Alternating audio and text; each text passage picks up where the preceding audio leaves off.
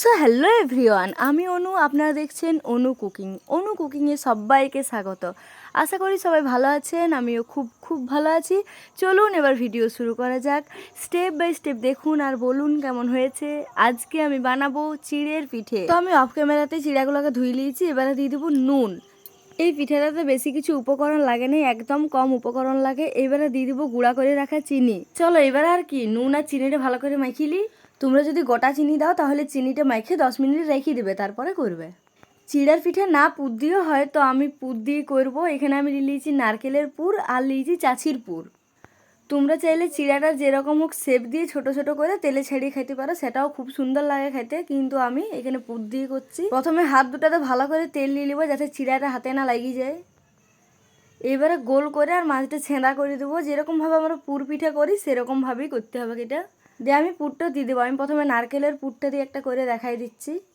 একদম ভর্তি করে পুরটা দিয়ে দিয়েছি। এবারে কি মুখটা বন্ধ করে দেবো। চলো, একটা পিঠা আমার রেডি। কীরকমভাবে করলাম দেখতেই পেলে। এইরকমভাবে সব নারকেলের পুরগুলো করে নেবো।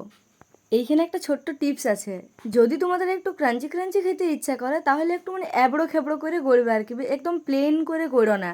এটা যেরকম প্লেন করে গড়েছি, এটা বয়স্ক মানুষদের ক্ষেত্রে ভালোই লাগবে, প্লেন একদম নরম নরম হবে। কিন্তু যারা একটু ক্রাঞ্চি ক্রাঞ্চি খেতে চাও তো তারা একটু এবড়ো খেবড়ো করে গড়বে, চিড়াটা যেমন একটু দেখায় আর কি। তাহলে কি হবে, যখন তেলে ছাড়া হবে তো খেতে একদম ক্রাঞ্চি ক্রাঞ্চি লাগবে। তো চলো এবারে চাছির পুরটা করে নিই। ওই রকমভাবেই গোল করে মাছটা ছেঁদা করে নিয়েছি, দিয়ে চাছির পুরটা দিয়ে দিয়েছি। এবারে ভালো করে মুখটা বন্ধ করে দিতে হবে। খেয়াল রাখবে যেমন মুখটা একদম ভালো করে বন্ধ হয়, না হলে চাছি বেশ একটু হয়ে গেলেই তেলে বেরিয়ে যায়। তো এটা খেয়াল রাখতে হবে যাতে একদম ভালোভাবে মুখটা বন্ধ হয়। কীরকমভাবে বানালাম দেখাই দিলাম। আমি একটা একটা করে সবগুলা গড়ে নিয়েছি। এবারে তেলে ছাকার পালা। কড়াইয়ে তেল দিয়ে দিয়েছি, এবারে তেলে একটা একটা করে আমি ছেড়ে দেবো।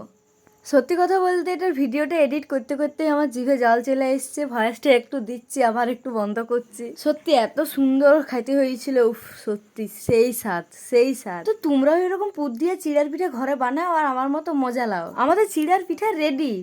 আর ভিডিও ভালো লাগলে তো জানোই কি করতে হয়, লাইক কমেন্ট শেয়ার আর সাবস্ক্রাইব। তো চলো দেখা হচ্ছে কাল।